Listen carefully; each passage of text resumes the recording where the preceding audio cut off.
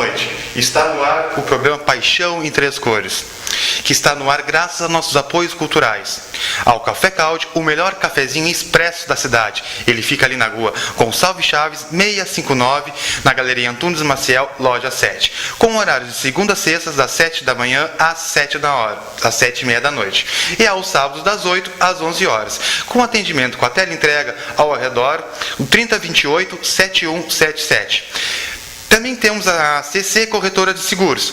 Aconteceu alguma coisa com seu carro, roubo, furto, incêndio? Ligue para a gente. Atendimento 24 horas. Então, anote aí o número aí para não ficar empenhado na noite. O telefone é 3225-2700. Ele fica ali na rua Gonçalves Chaves, 658. Fica aberto de segunda a sexta, das 9 ao meio-dia e da 1h30 às 18. E sábado, das 9 às 12. Também temos o apoio cultural da Prestocópias, onde pensou em tirar um xerox no centro, encardenar seu trabalho da faculdade, passa ali, fica bem pertinho na Galeria Antunes Maciel. O atendimento rápido e com alta qualidade. Atendimento das 8h30 às 11h30 e da 1h30 às 18 horas. Nós também temos o apoio cultural da Ângelo Pax. A Ângelo Pax tem 2 processos de plano assistencial. Plano Ângelo Pax. Para você que já é associado, faça adesão ao plano especial, com a opção de exagero e cremação. Se você não é ainda, faça agora mesmo. Então escolha e consciente a sua família. Nos telefones, ligue 0800 53 18 18. Outro plano da Ângelo Pax é o plano especial com opção de cremação, preservação ambiental, simplicidade e custo acessível. Você ligue novamente para o 0800 53 18 18. Boa noite, telespectadores, torcedores do Brasil, do Pelotas e do Farroupilha. Agora nós teremos mais 4 apoiadores culturais que permitiram que este programa, Paixão em Três Cores, fosse veiculado. Rádio Brapel, ano que vem, 2016, o Brasil estará na 2ª divisão do Brasileirão, estará no Campeonato Gaúcho. O Pelotas terá a 2ª divisão, terá a Série EB, na verdade, do Campeonato Gaúcho e terá as copinhas do 2º semestre. E o Farroupilha terá a 2ª divisão do Campeonato Gaúcho.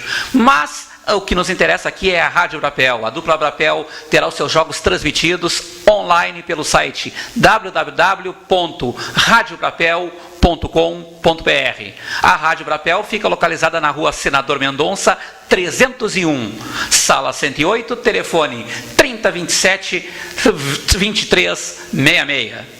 Clínica Natocura Terapias Orientais, com excelentes tratamentos anti-estresse, antidepressão, combate à dor, acupuntura com mensuração computadorizada, acupuntura estética e anti-envelhecimento e também tratamentos para o emagrecimento. E também temos na Clínica Natocura o Mini Spa Day. Passe um dia no spa e tenha acesso aos melhores tratamentos para o emagrecimento. Entre em contato marcando hora pelo fone 8103-0105 ou 3226-1855 ou pelo Facebook.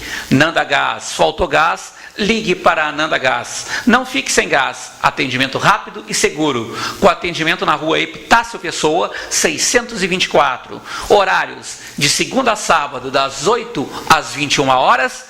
E domingos e feriados, das 8 às 13 horas. Ligue, torcedor do Brasil, do Pelotas ou do Farroupilha, para o fone 3271-6333. Imobiliária Marques. Pensou em alugar ou vender o seu imóvel ou administrar seu condomínio?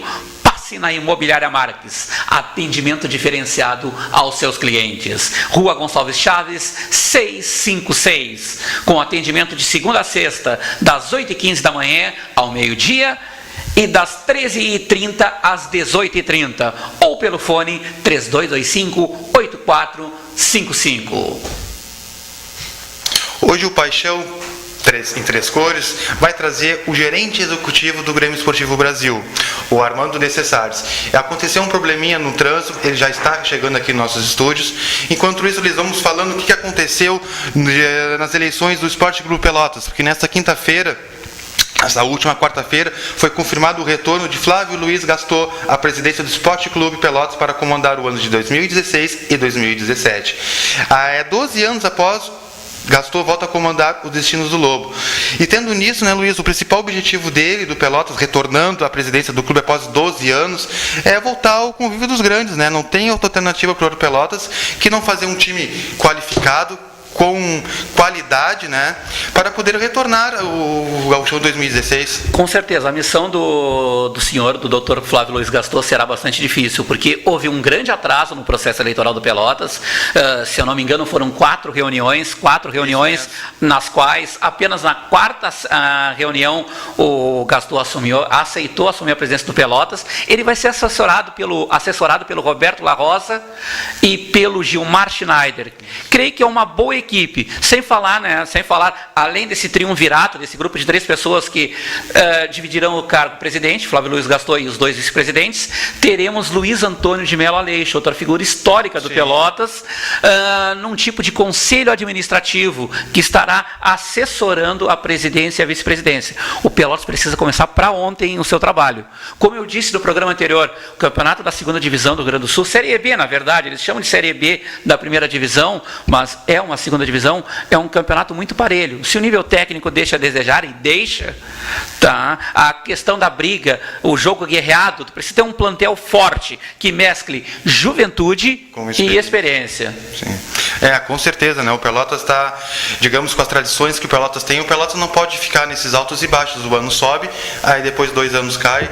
O Pelotas precisa manter um patamar para, de repente, conseguir os seus acessos, de, por exemplo, subir em 2016 para o Gauchão de 2017, para poder, de repente, no segundo semestre, eles fazer um bom campeonato na Copinha, porque aí eles vão ter calendário o ano todo, né? Então o Pelotas precisa se organizar muito, vai ter muito trabalho, mas o ano de 2016, com o apoio da nova diretoria, vai ser muito fundamental o retorno. E só te interrompendo, Luiz, e agora no Pelotas vai acontecer muita briga em relação a alugar o estádio para o rival, né? Na minha opinião, o Pelotas tem que alugar o estádio para o Brasil, porque o Pelotas vive uma crise financeira muito grande.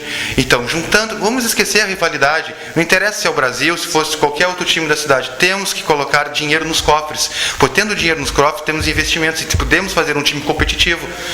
Então, torcedor do Pelotas, não vamos pensar tanto na rivalidade, vamos pensar no dinheiro que o Pelotas pode arrecadar. Então, vamos ter paciência, vamos dar a tranquilidade que o Gaston precisa para botar seu projeto em dia, para que o Pelotas conseguir se organizar dentro do clube, para passar a organização para dentro do campo. Realmente, um time com a tradição do Pelotas não pode em nenhum momento passar mais do que 2, 3 anos numa 2ª divisão do Campeonato Gaúcho. O Pelotas está na situação que o Brasil esteve de 89 a 91, depois 95, 96, por ali, de 2000 a 2004, constantes subidas e descidas para a segunda divisão.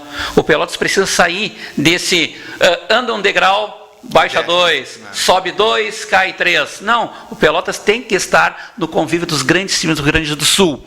E certamente esse aporte financeiro, se fala em R$1 milhão, esse valor que se divulga pela cidade, tem que ser bem usado para a formação de um time forte o suficiente para sair da 2ª divisão do Gauchão, 2017 estar no Gauchão, divisão principal, e mais além, investir nas copinhas, 2º semestre, vaga numa Série D, de repente no ano de 2017, o Pelotas precisa ir na esteira do Brasil e tentar garantir uma competição nacional cheia, com calendário cheio. O Pelotas é um clube de uma grandeza então, é equivalente à do Brasil e merece estar numa situação boa também. Desejamos toda a sorte a Flávio Luiz Gaston, a Roberto La Roça, Gilmar Schneider e Luiz Antônio de Mello Aleixo, que estará por ali por perto também. E lá na Baixada, Luiz, você sabe de alguma coisa, como é que andam os batidores? Porque agora tem o Ricardinho, né, que provavelmente comande a equipe nesse 2016, que na minha opinião o Ricardinho tem peça fundamental nessa trajetória vitoriosa que o Brasil ultrapassa, pois ele pegou o Brasil, se eu não me falho a memória, ele estava acho que na 2ª divisão, né? Foi quando ele trouxe o Rogério Zimmermann, e aí o que aconteceu? Ele se organizou, o Rogério Zimmermann botou o time, guardou no bolso, como eu digo, que ele tem o time na mão, e agora para 2016, a princípio o Rogério Zimmermann fica, né? Agora o Brasil tem um calendário cheio, tem o Gauchão, a Copa do Brasil e toda toda a Série B do Campeonato Brasileiro, é muito jogo. O que tu acha que o Brasil deve continuar com a mesma base, precisa contratar novos reforços, ou de repente ficar com esses jogadores e trazer jogadores que sejam já de titularidade imediata, que chegou no clube, já entrou no time? Qual é a expectativa, Luiz? Primeira expectativa é de que Ricardo Fonseca continue na presidência do Brasil. Não dá para ser emocional, não dá para fazer oposição neste momento. É uma fórmula vencedora, isso é inegável, isso é inegável. Agora às 18 horas, hoje, dia 19 de novembro, dia da bandeira, às 18 horas, encerrou-se o prazo para inscrições de chapa à eleição que será realizada no dia 25 de novembro. Não creio, não temos ainda notícia oficial, mas não creio que tenha sido escrita uma chapa de oposição. Provavelmente a eleição do dia 25 vai ser uma aclamação. Ricardo Fonseca vai se tornar o presidente com o maior tempo contínuo, consecutivo de mandato à frente do Grêmio Esportivo Brasil. Merecido, foi conquistado, foi um trabalho conquistado com competência, secundado por Rogério Zimmermann, grupo na mão, dentro do campo, ali no ambiente do vestiário, o cara organiza tudo, o cara manda. O Rogério Zimmermann é a grande figura, mas ele teve nesses quase 4 anos, indo para 4 anos de comando técnico do Brasil, todo o aporte, toda a força dada pelo Ricardo Fonseca ali atrás. Ricardo Fonseca e Cláudio Fabrício Montanelli, que é o homem da malandragem do futebol, vamos falar assim. E essa parece será a chapa vencedora, ou será a chapa principal. Primeiro vice-presidente Cláudio Fabrício Montanelli e presidente Ricardo Fonseca. Se falou, agora alguns dias atrás na cidade, que o Thiago Perseu, do Cresce Chavante, e o André Araújo se juntariam a essa chapa, a chapa do Ricardo Fonseca. Não se confirmaram esses votos, pelo menos a princípio não se confirmaram, porque tanto o Thiago quanto o André estão na comissão de obras que vão fazer essa grande reforma no Bento Freitas. Aliás, ontem ou anteontem começaram a derrubar a arquibancada ali do lado do placar eletrônico. Começou outra grande simbologia dessa virada do Brasil, que ninguém chega, principalmente um clube do interior, que nem o Brasil, que apesar da grande torcida, é um clube de uma cidade mediana, uma cidade pequena, um clube do interior de um estado. O chegar no Campeonato Brasileiro da Série B não vem de graça. São várias políticas, várias obras, várias simbologias que tu tem que recorrer. E uma dessas simbologias será esta: o novo Bento Freitas, que estará disponível, creio que apenas para 2017, mas que pretende-se que mostre este novo Brasil, um Brasil de Pelotas que trabalha sério, trabalha com continuidade. Não foi diante de qualquer crise que o presidente Ricardo Fonseca demitiu o Rogério Zimmermann. O Rogério Zimmermann não pediu o boné, importante isso, na primeira saraivada de críticas que recebeu, tanto da imprensa quanto de torcedores. E acontece, todo mundo sabe, o torcedor é passional, o torcedor critica, o torcedor quer resultados imediatos. Então, a premiação a esta política de continuidade feita pelo Ricardo Fonseca, Montanelli, e colocada em ação pelo Rogério Zimmermann em campo, foi premiada de uma forma muito positiva com o acesso do Brasil à segunda divisão. Creio que a continuidade é tudo. Claro que tem que se considerar que o Brasil tem uma coluna vertebral, o Brasil já tem uma base formada, mas apenas com essa base, o Brasil corre o risco de ser apenas coadjuvante no Campeonato Brasileiro da segunda divisão. É outro nível. Série D e Série C são alguma coisa. Série B já é uma outra visão. Tu não pode, por exemplo, num Campeonato Brasileiro da segunda divisão, são 38 jogos. Tu não pode jogar para fazer pontos para ir para uma fase seguinte. Não tem fase seguinte, torcedor. São 38 jogos. Então, creio que tem que mudar um pouco a postura. Não dá para jogar 19 jogos em casa, quer seja na Boca do Lobo, quer seja no Beira-Rio. Não sei onde será. Espero que seja na Boca do Lobo. Espero que seja na Boca do Lobo. Mas não tem como jogar 19 partidas esperando o resultado por uma ou duas bolas vencedoras. Não, tem que se mudar a mentalidade. O Brasil tem que começar a deixar de ter o pensamento de um time pequeno. Não, tem que começar a atacar. Tem certos times que vão ter que sentir a força do ataque do Brasil. O Brasil vai ter que mudar a mentalidade. Não serve mais aquele figurino de ai, coitadinho, O Brasil já, nesses 2, 3 últimos anos, já alcançou vitórias que fazem com que nós comecemos a contar a história do Brasil daqui para frente, uma história vencedora.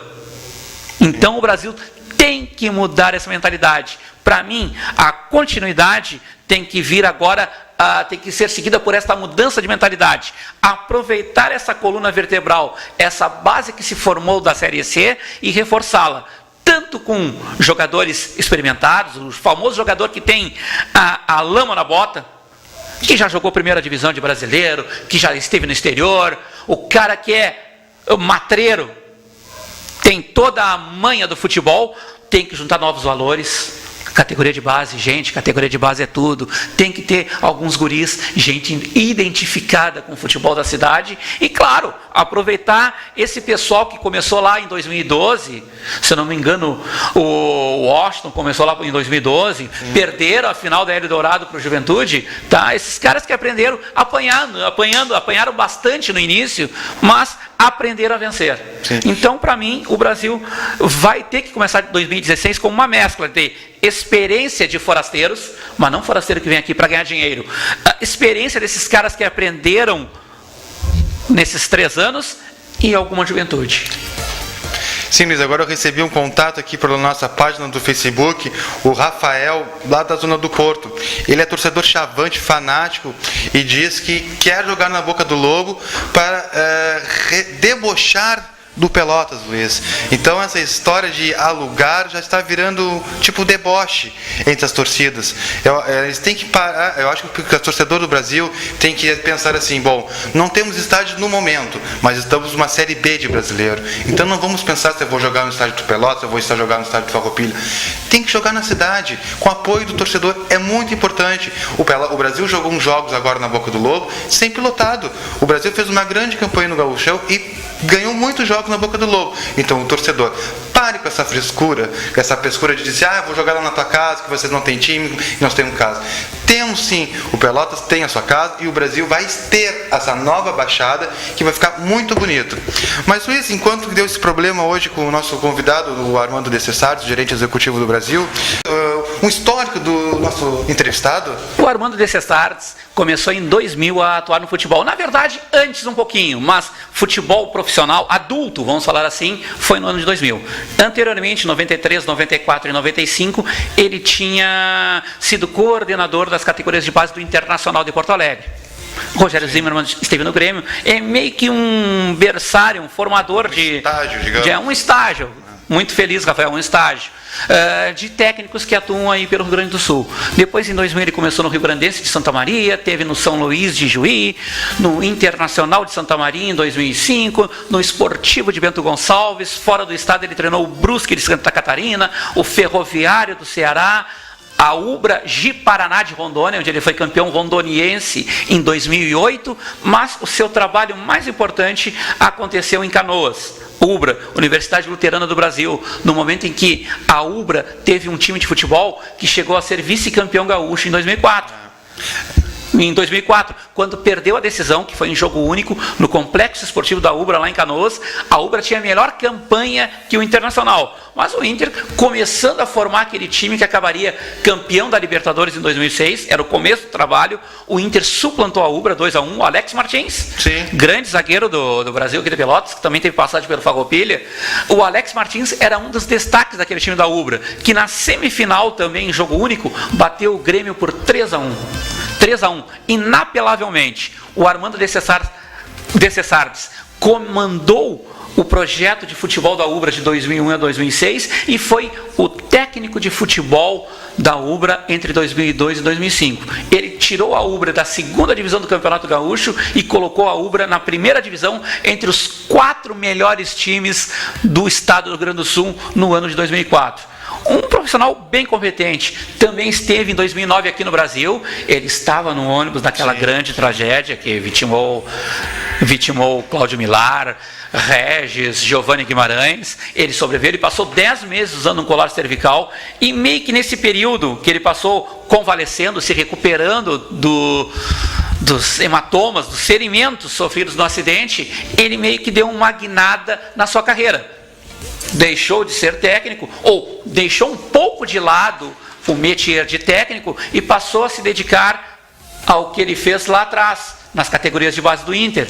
Ele passou a ser gerente executivo e coordenador, ou gerente executivo ou coordenador, e exerceu esse cargo em 2012 e 2013 no Ferroviário do Ceará. Convenhamos, é a terceira força em termos de tradição do Ceará. Sim, Ferroviário. Não é um clube qualquer. Sim. Está num mau momento há alguns anos. Eles chegaram a disputar com o Brasil o octogonal final do Campeonato Brasileiro da Série C em 2006, mas é um clube tradicional. E nesse momento, o Armando de Cessares nos parece que, aproveitando aquele período de repouso forçado após o acidente, resolveu fazer uma reengenharia na sua carreira. Tentou colher alguns frutos no Ceará, mas se sabe que trabalhar no futebol do Nordeste é muito complicado. Se aqui falta dinheiro, Rafael, imagina lá no Nordeste. É verdade. É bem complicado. É uma coisa que... Poxa, mas o que ele fez lá em 2 anos? O Ferroviário não saiu da Série D e chegou numa Série B? Não, faltou dinheiro. Mas ele foi juntando experiência nessa parte da administração do futebol. Tá? De servir de suporte ao trabalho do técnico, um meio campo ali entre a direção e o técnico. Sim.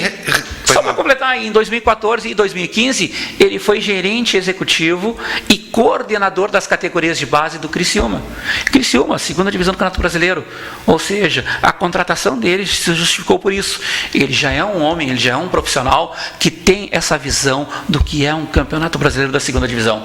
Na verdade, ele foi gerente executivo do Criciúma no ano passado, quando o Criciúma estava na primeira divisão do Brasileirão. Sim. Isso é importante. Ele sabe os caminhos. E foi ele que mais ou menos encaminhou o trabalho do Criciúma este ano, que ele está na segunda divisão do Brasileirão e que também disputou a Copa do Brasil e quase conseguiu eliminar o Grêmio no mata-mata da Copa do Brasil. Então, creio que a contratação do Armando de Cessares tenha sido um grande tiro certo, uma grande bola dentro da direção do Brasil, do Ricardo Fonseca, e creio que ele deve ser o continuador dessa obra. Tem tudo, essa tríade, Ricardo Fonseca, Armando de Cessares e Rogério Zimmermann, para dar certo. Tem tudo mesmo. Sem dúvida, né, Luiz? Como nós estava falando agora há pouco, tu falaste que às vezes a falta de dinheiro lá nos times do Nordeste. Realmente, às vezes o time está bem organizado, o time está bem, só que pode até falta de dinheiro, só que às vezes o resultado não entra em campo. A influência nos bastidores, as coisas negativas, infelizmente reflete no campo, né? Eu acho que tu está certo, eu acho que o Armando de Cessares é um grande profissional. Eu conversei com ele nos bastidores quando eu convidei ele para participar do nosso programa agora na noite dessa quinta. Eu fui lá, falei com o Carlos, que é o assessor de imprensa lá do Grêmio Esportivo Brasil, conversei com o Armando e eu fiz uma perguntei para ele qual era o retorno dele, a satisfação. Ele disse que ficou muito, muito contente com o convite do presidente, né? Após o ocorrido que deu aquele tragédia, acidente em 2009, né? E agora ele está retornando ao Grêmio Esportivo Brasil, entendeu? Então, está muito satisfeito, está muito motivado, porque ele viu o processo, a evolução que o Brasil teve nesses últimos anos. Então, eu acho que estando isso, o Brasil na Série B do Brasileiro, com todo esse fanatismo que tem a torcida e com o Armando voltando motivado, o Brasil pode ser, sim, pode incomodar e pode incomodar muito a Série B do Brasileiro.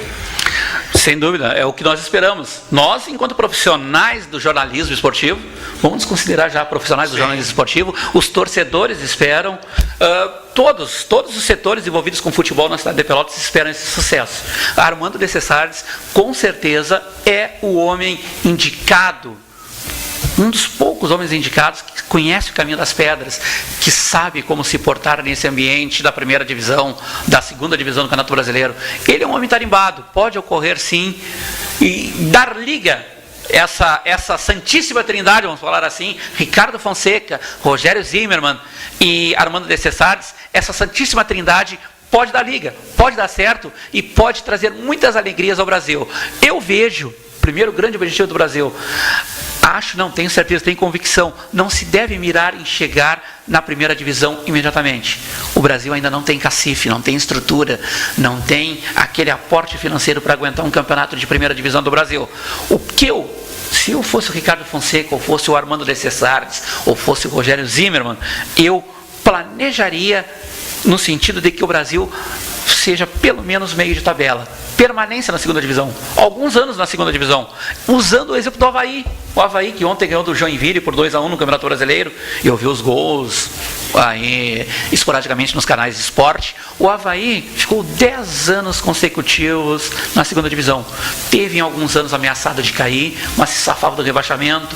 Na maioria das vezes foi em meio de tabela, mas também quando subiu, já não é o primeiro ano que ele disputa o Campeonato Brasileiro. Ele foi se reforçando, ele foi se estruturando, e é isso que é interessante. Eu tirei o exemplo do Avaí, porque o Avaí em 98 nos tirou na penúltima fase do campeonato, o Brasil de Pelotas, tirou o futebol pelotense na penúltima fase do Campeonato Brasileiro da Série C, nos pênaltis, quando o Pino, que era o jogador mais regular do Brasil naquela temporada, perdeu um pênalti lá na ressacada, o Avaí foi para o quadrangular final e subiu junto com o São Caetano. E a partir dali, o Avaí, de 99 para cá, nunca teve abaixo de segunda divisão do Campeonato Brasileiro. Isso é muito importante. O Brasil tem que investir no trabalho do continuismo, mas também na sedimentação. Tem que trabalhar para ficar muitos anos, pelo menos, na segunda divisão do Campeonato Brasileiro. E para isso, para concluir esse objetivo, ele precisa ter profissionais tarimbados. E a contratação do Armando de Cessares já é um começo. Sim, Luiz, agora o Arthur, o Arthur da Coabipel, torcedor do Pelotas, mandou aqui um recadinho para nós. Rafael e Luiz Arthur, muito obrigado pelo Esporte Três Cores, falar bastante do programa, da nossa tradição dos nossos clubes.